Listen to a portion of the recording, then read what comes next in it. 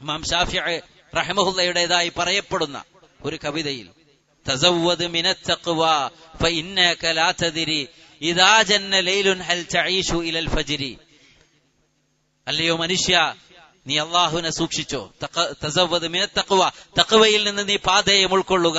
ഫഇന്നക ലാ തദ്രി, നിനക്കറിയില്ല മനുഷ്യ, ഇദാ ജന്ന ലൈലുൻ ഹൽ തഈഷു ഇലൽ ഫജ്രി, രാത്രിയായാൽ പ്രഭാതത്തിൽ നീ ഉണരുമോ എഴുന്നേൽക്കുമോ എന്ന് പറയാൻ നിനക്ക് സാധ്യമല്ല. വകം മിൻ സഹീഹിൻ മാത മിൻ ഗൈരി ഇല്ലത്തിൻ, എത്ര ആരോഗ്യ ദൃഢഗാത്രരായ ആളുകളാണ് ഒരു രോഗവുമില്ലാതെ പെട്ടെന്ന് മരണപ്പെട്ടത്. ഓരോ കുടുംബങ്ങളിൽ നിന്ന് വേദനിപ്പിക്കുന്ന വാർത്തകൾ സഹോദരങ്ങളെ നമ്മളെ തൊട്ടടുത്തതായി നമ്മൾ ഏതാനും നാളുകൾക്ക് മുമ്പേ നമ്മൾ കണ്ടു, കേട്ടു, മനസ്സിലാക്കി. നമ്മിലേക്ക് കടന്നു വരാം.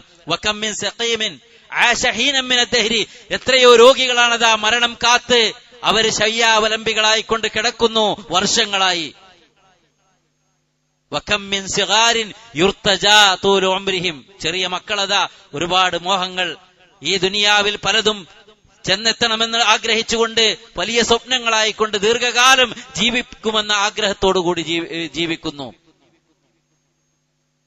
പക്ഷേ വഖദ് ഉദ്ഖിലത് അജ്സാദുഹും ളുൽമത്തൽ ഖബരി, അവരുടെ ശരീരങ്ങൾ അതാ ഇരുട്ടേറിയ ഖബറിലേക്ക് കൊണ്ടുവച്ചെന്ന് എത്തിയിരിക്കുന്നു. വകം മൻ ഫത്താ അംസാ വഅസ്ബഹ ളായികൻ, എത്ര യുവാക്കളാണ് അവരാർത്തുല്ലസിച്ചുകൊണ്ട് അട്ടഹസിച്ച് ചിരിച്ചു കളിച്ച് അവർ രാപ്പകലില്ലാതെ അങ്ങനെ ഓടിക്കൊണ്ടിരിക്കുന്നത്. പ്രഭാതത്തിലാകുന്നു, പ്രദോഷത്തിലാകുന്നു.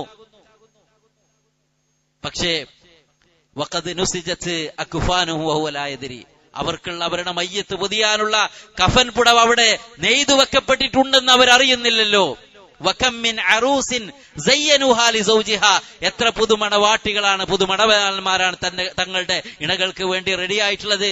വഖദ് ഖുബിദത് അർവാഹുഹും ലൈലത്തുൽ ഖദർ, അവരുടെ ആദ്യ രാത്രികളിൽ തന്നെ അവരുടെ റൂഹിനെ പിടിച്ച എത്ര സംഭവങ്ങൾ നമ്മൾ കേൾക്കുന്നു, അറിയുന്നു. സഹോദരങ്ങളെ, ഇതൊരു യാഥാർത്ഥ്യമാണ് നമുക്ക് തിരിച്ചറിയാൻ വേണ്ടി ഓർമ്മപ്പെടുത്തുന്നത്.